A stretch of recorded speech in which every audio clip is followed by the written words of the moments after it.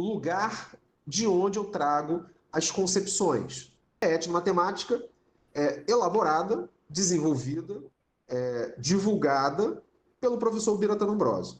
Aí eu estou prestando uma homenagem, né, ao professor Biratan, muito querido, né, entre os seus orientandos, entre os professores.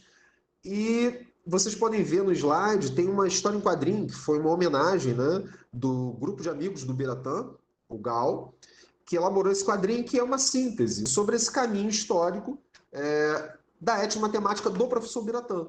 Então, quadro a quadro, né, tem uma ficcionalização da realidade ali, ele começa a narrar a sua aventura em busca dessa ideia, em busca desse conceito. Outros modos de se pensar a matemática. E isso é uma chave para a gente compreender uma das bases conceituais da etnomatemática, que é o encontro com o diferente. Que a sala de aula, para qualquer um de nós, pode ser entendida metaforicamente como esse lugar da diferença. Então, para a gente entender da onde vem a etnomatemática e o que é etnomatemática, mas não qualquer uma, né, a etnomatemática do professor Biratan, você tem que entender, primeiramente, que ele tem uma formação matemática, né, ele é matemático por formação, ele se gradua em matemática lá em 1955, trabalhando com matemática pura, matemática abstrata, participa, em 57, do primeiro colóquio brasileiro de matemática, no Brasil, organizado pelo INPA. Então ele tem essa relação, né, com a matemática tradicional, clássica, formalista, porque isso faz parte da origem dele, é da onde ele vem, faz parte da história daquela pessoa. Em 63, o Biratan conclui o doutorado dele em matemática pura. Em 64, coincidindo aqui, né, com o golpe militar de 64, é uma coincidência histórica isso, o Biratan tem uma proposta de trabalhar numa universidade nos Estados Unidos, na Brown University, né, em Rhode Island.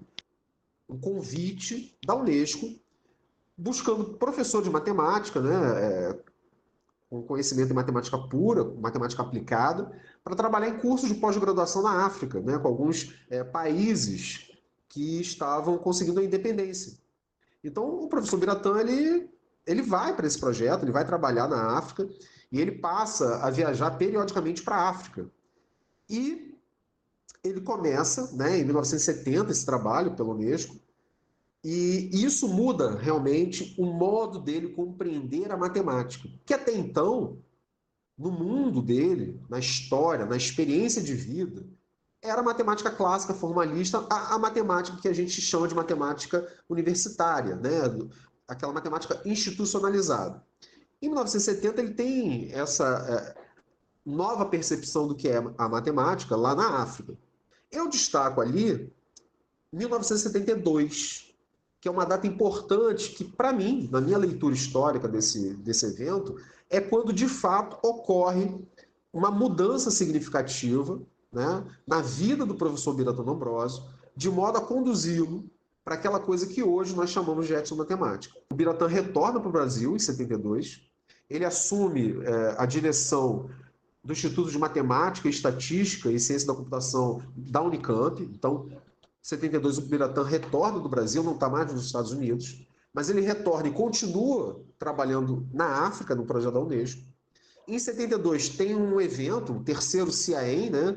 Terceira Conferência Ibero-Americana de Educação Matemática, na Argentina, as relações pessoais, a política, e falou que o Biratan iria representar o Brasil nesse evento. Seria o representante, né, da matemática brasileira nesse evento lá no terceiro CIAEM. E o Biratan vai para esse CIAEM, e lá nesse encontro, em 72, ele acaba se aproximando de duas figuras muito importantes para a educação matemática mundiais, que é o Marshall Stone, né, norte-americano, e o Luiz Santaló,